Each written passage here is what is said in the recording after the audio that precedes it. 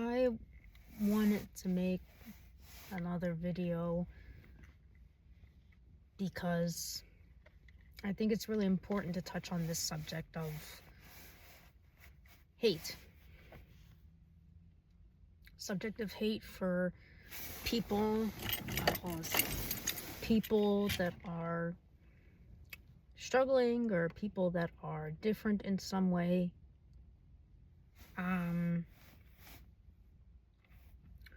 Or even just hate that somebody gets because of their illness and because the person who's hating them really can't process and understand things in their life. So they use something called a scapegoat or a person that you pick to kind of tell yourself or tell others that the problems that you're experiencing really aren't coming from you or your choices or your situation. It's coming from this person. And usually in people who have disabilities, whether that be mental or physical, anything where somebody has to be a little bit more dependent, even if for just a certain amount of time, those people can be the easiest targets for abuse. Verbal abuse, physical abuse, sexual abuse, because they're perceived as being weaker. And sometimes they don't have the capabilities to fight back. An example would be somebody who is an amputee or even a paraplegic that is getting beaten by a home nurse or is basically being forced to do tasks that they cannot perform, such as if they're missing a leg and they're forced to hop down the stairs and be mocked or laughed at. And that sounds kind of gruesome and violent, but that's a real life thing. For people with mental disorders, a lot of the times what I've seen is the police and ambulance are used as a punishment, almost like a retaliatory tactic. So I've had moments in my life where people have threatened to call the police on me, even if I've been mentally sound and sane in that time, because they didn't like what I was saying, or because they're very angry at something else and decided that they were going to take it out on me. My presence became something of a sensitivity to them. I think because they had to or felt like they needed to take care of me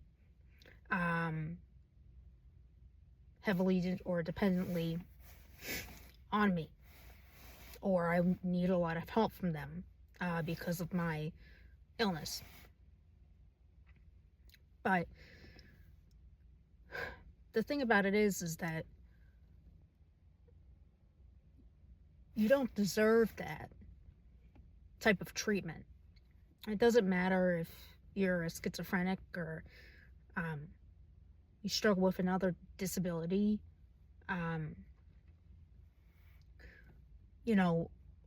A lot of people that struggle with mental illness are just that. They're struggling. Things may be harder to deal with in some times, and things may be easier. Not everybody responds well to medication. Not everybody has a simple history of, a development of schizophrenia. Some people it's just genetic. Other people it's develop because of severe trauma and genetics. The list goes on. But to be abused or mocked, in some hospitals, I was ignored or told that something that had happened that was, illegal or had hurt me was actually not real, even though it was, but they wanted to make sure that I didn't press charges or whatever. They would use the schizophrenia and the little that they knew about it and would use that as a weapon to kind of attack me and to make me question my own mind, right? Gaslighting, I guess, is what it's called. But we have to make sure when we're, dealing with people that we love that have schizophrenia that, we don't do this. We don't create an atmosphere where if something bad is going wrong in your life, you are using them as the punching bag or the scapegoat, the thing that you can always kind of use to make yourself feel better, right? Because then you're looking at us as an object, not a person who is of value, not a person who is worth working with or being around. You're just really inciting in that person who has schizophrenia, has another mental illness, has a physical disability, that they're worthless and that they're people that don't deserve to be happy, don't deserve to be healthy, and that's highly unfair. It's highly immature, abusive, and inappropriate. Now I've come and run into a lot of people in my life that some have treated me amazingly well with the understanding of my illness, the understanding of how it comes about, and, trying to be there and support me. And there have been some people that have treated me really horribly, strangers and people I knew alike. And it hurts. It's something that is a deep pain, because you ask yourself, why am I different? Why was I born to develop this? Born to be like this? And born to kind of try and figure out for the rest of my life how to deal with it, but also having to explain to people that you meet, eventually over and over, that you have a condition and this is how it is. I remember I was talking with my therapist this week and said, I'd rather say anything else in regards to a living situation or being unemployed or anything like that, besides saying that I'm a schizophrenic. And that's truthful.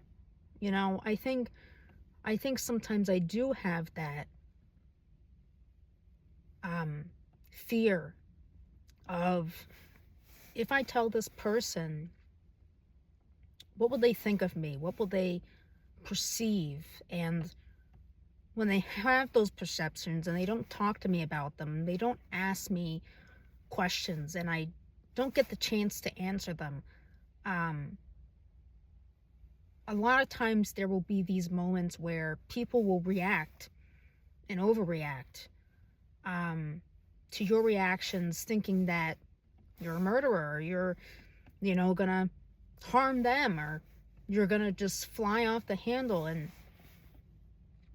sometimes that can happen with people who are schizophrenic, but schizophrenia is different for every person, which is why it's so important that when you have somebody that is schizophrenic and you find out, or they tell you, you ask questions about what the experience is like, how it comes about. Do they know why they experience hallucinations or delusions? And when they do, what does it look like? What do they look like in the face and in the eyes? What does their body language look like? And he sounds like you're kind of grilling them and, you know, maybe asking them personal questions, but if they reveal to you that they have schizophrenia, that is a personal thing. And I think what I've learned from my own experience and from other people who have schizophrenia, we want to be treated normally, but we also, if somebody has a concern or fear about it or something they really don't know or understand, people that really know themselves and their illness want to have that chance to explain to you what's going on. You know, we also want to have that chance to explain to you how we're taking care of ourselves.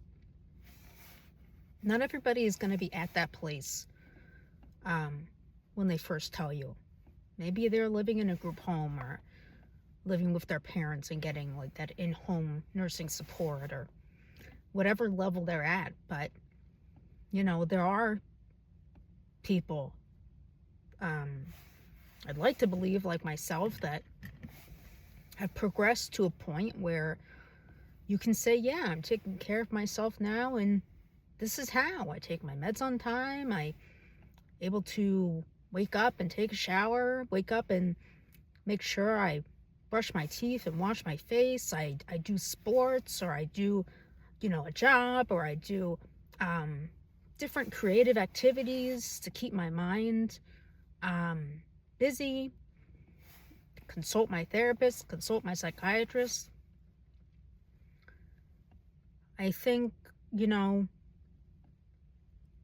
there's something I used to be a part of called the NAM Project, and it was people, you know, young people like myself and even younger with mental illness telling their stories about how they found out they had their mental illness, what that kind of meant to them, and how they were thriving and, you know, in striving to be better in their lives, and still holding on to their goals and dreams because they mattered. They really,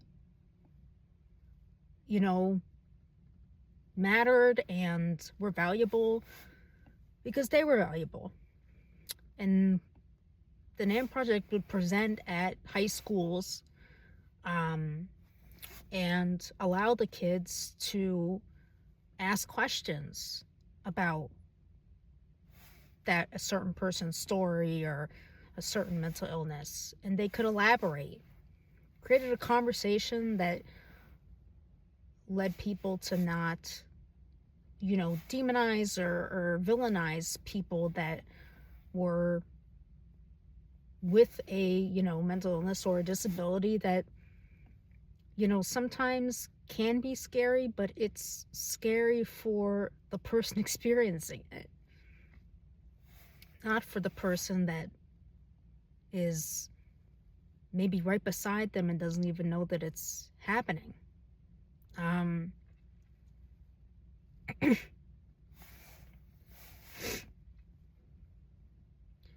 But why am I saying all this? I think it's to say that as you go into the new year, and as I go into the new year, it's very important to kind of point out to yourself, you know, where am I not supporting the people in my life that I should, because I don't know or don't understand their situation.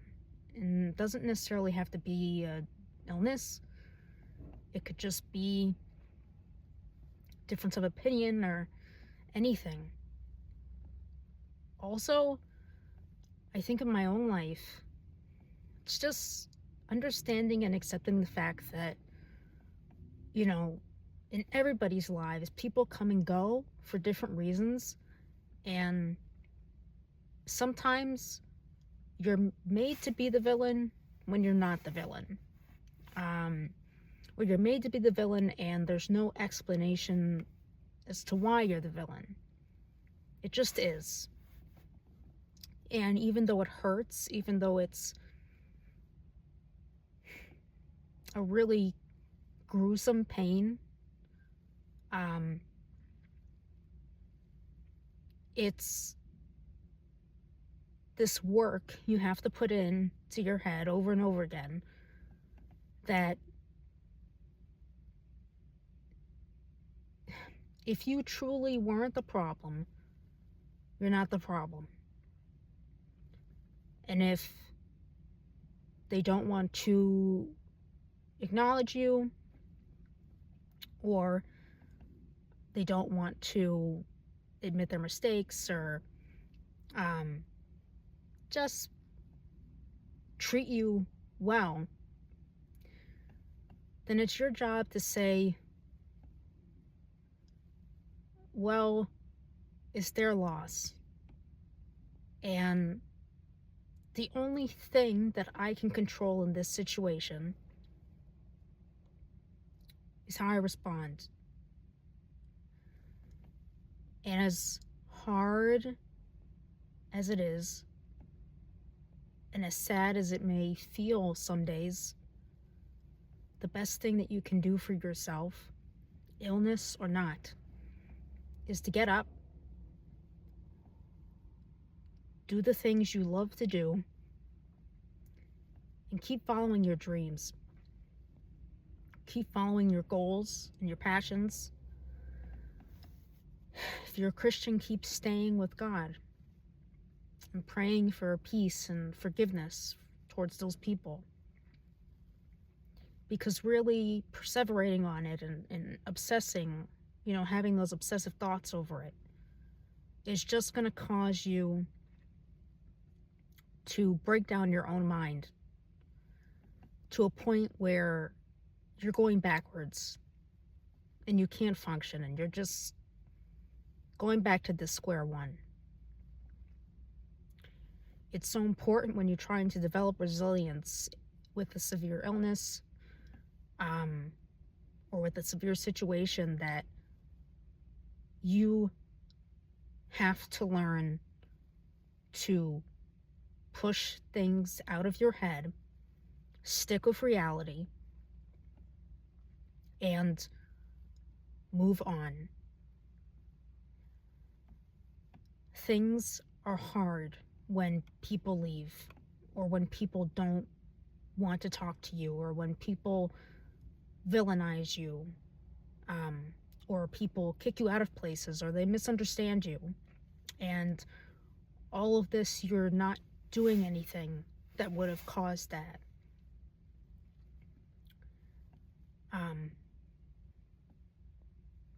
But if those people really wanted you to stay, they would have.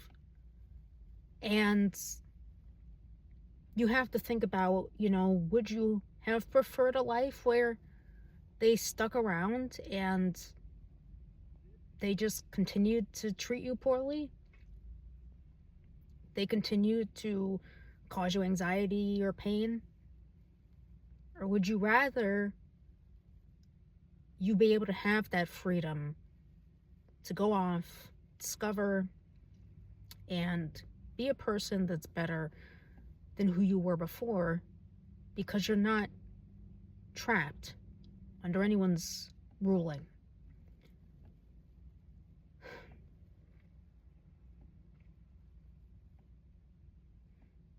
It's been such a hard week, I think. And mindset is a big thing for being able to live independently. But even when days are bad, if I can just hold fast to myself and say that I am a person of worth, and I am a person who is meant to do things that are great, and achieve things that are way beyond what anybody thought, even myself, then slowly but surely that pain that I feel now will go away. And one day, all of that pain and drama and immaturity will be a distant memory and may even be erased by so many good memories in my life.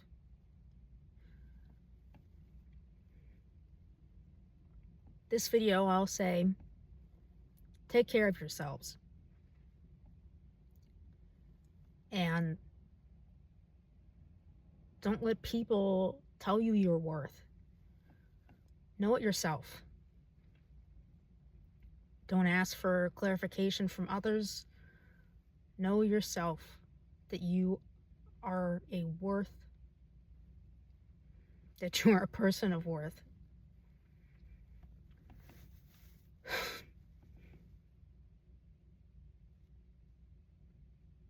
And one day in my life, I think things won't hurt in the same way, because I'll be able to catch the signs and know, and I'll have more security and confidence in myself to know that I'm getting there, and I've made very big strides.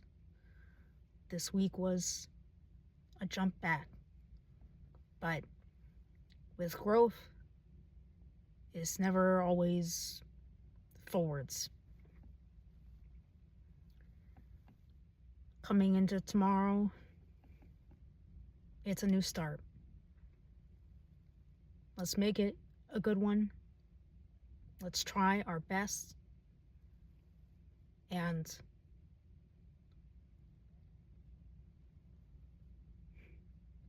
get support from the people we know and trust, but also delving into and practicing that mindset of I'm worth it. I'm enough. And I will be something that I am proud of. I'll see you next time.